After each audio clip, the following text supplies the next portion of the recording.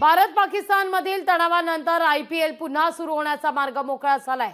BCCI आता नव्या वेळापत्रकाची घोषणा करणार आहे।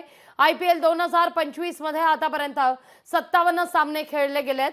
58वा सामना 8 मेला धर्मशाळा या ठिकाणी होत होता। पंजाब किंग्स विरोधात दिल्ली कॅपिटल्स यांचा सामना खेळला जात असतानाच मात्र भारत पाकिस्तान तणाव वाढला गेला आणि त्यानंतर सामना थांबवण्यात आला आणि कालांतराने सामना रद्दही झाला। आता या सगळ्या संदर्भात 12 सामने उर्वरित आहेत। त्यानंतर 4 प्लेऑफ सामने होणार आहेत।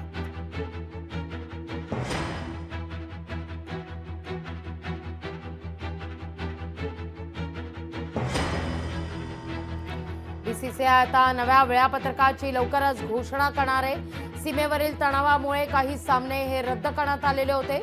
त्यानंतर IPL होणार की नाही या संदर्भात चर्चाही सुरू झालेली होती।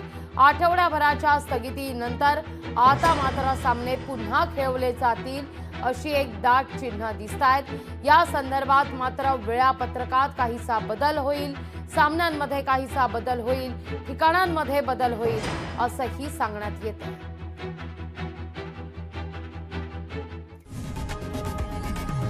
लोकशाही मराठी ऐका, पहा, जागरूक रहा।